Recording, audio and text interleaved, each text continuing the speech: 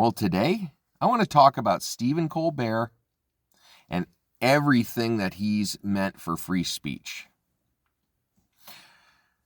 Free speech, the most important aspect is protecting what we don't agree with, even more than what we do, because eventually someone will disagree with us.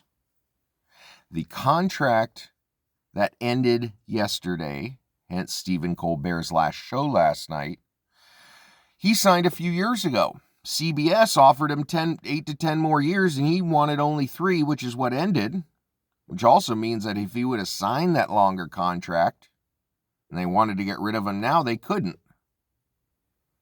Or at least they'd have to be more obvious about it and not say, oh, well, it's losing money when it's the highest rated show. Oh, it's, it's this or that when it's not. Lies are made up to cover corporate greed and corporate takeovers and media consolidation and everything else. Free speech. Satire, right? Satire is something so important in our history, in the people of who we are. Satire is comedy, for sure. But the difference is satire is a little more pointed. It's more of a call to action. It's a little more dicey, which we need, right? Do we just live in a land where we can't say anything about the president or any of our leaders or anything like that? I mean, we're lucky to live in a country where we can say fuck the president if we don't like them. And we're not going to go to jail. Our family's not going to get deported. Our home's not going to get burned down. Our property's not going to get ransacked. At least that's not what it's supposed to happen. Unless the Shemmings, this is what they should be called, sheep, lemmings, whatever, adjective you want to use, unless they go with the word that anybody who speaks out in any way, anybody who says anything bad, anybody who disagrees, anybody who says that even the slightest bit negative thing about them, they just need to go away and be disappeared. I mean, is that why our leader wants to, loves Putin and loves Kim Jong-un and loves all these autocrats that basically, nobody goes against him because they'll get disappeared or thrown in jail or killed or anything? It's one of the reasons why free speech is important. We need it. Our very democracy depends on it. When people get tossed for not towing the company line, I mean, isn't that something that people, on all sides used to agree with? Holding those in power responsible? There's way more of us than there are of them. We can win this battle. We just can't give up before it even starts. I mean, okay, so it has started. The battle has started, but it's far from over. And I'm not talking a physical battle with guns and warships. No, I'm talking about an ideological battle over the right side of history and the wrong side.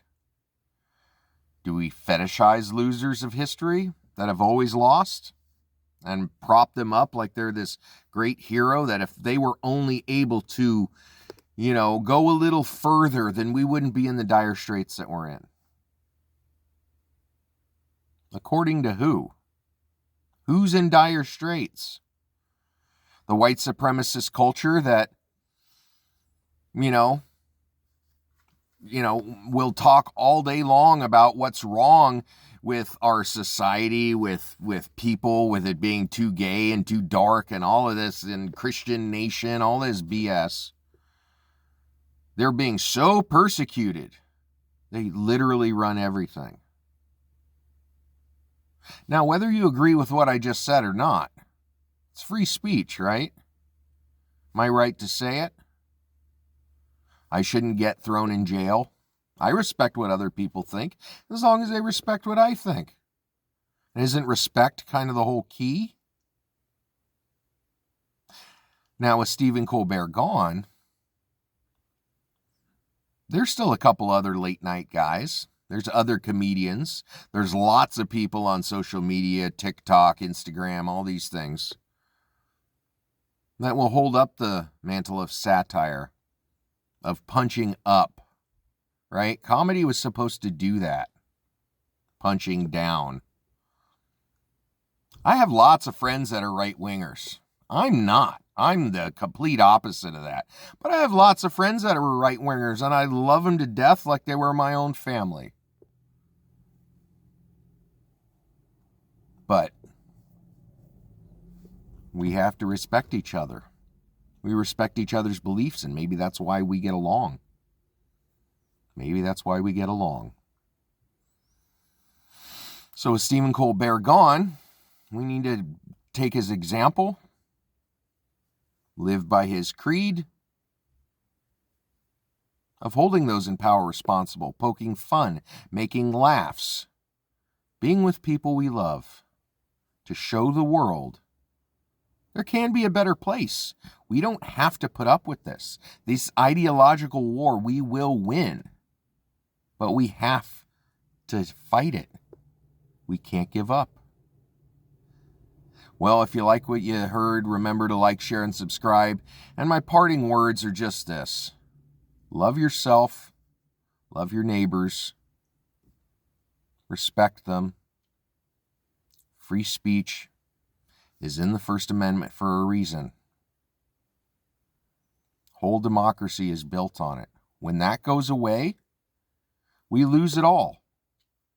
We lose it all. If our speech is protected, so is someone else's, whether we agree with it or not. It has to be. It's all or nothing, black and white. Anybody who disagrees with that, maybe you don't agree with democracy. Maybe you want to live in a dictatorship, as long as it's on your side, right? Well, that's not America. America is filled with kindness, with empathy, with supporting others, giving voice to the voiceless, and standing up for those who are different. We can shove this negativity out the window, out the door, out of our lives. Will it erase completely? No. It'll be that crazy street preacher on the corner that we don't pay attention to. And it's got to be there for the positive-negative balance in the world. But the fact is, way more of us than there are of them. Real, honest, authentic human beings. This is above politics. This is above party. It's about being human. Are we going to get rid of others poking fun at those who are inhuman? Do we think that's right because we're inhuman? And if we are human, we need to prove it in every moment, in everything we say. Free speech. We need to have the right to say what we think because others have the right to say what they think. We can't get canceled for that. We shouldn't get canceled for that. The more of us stand up, the more of us there are shoving it back in their face, there's literally nothing they can do. So let's get started.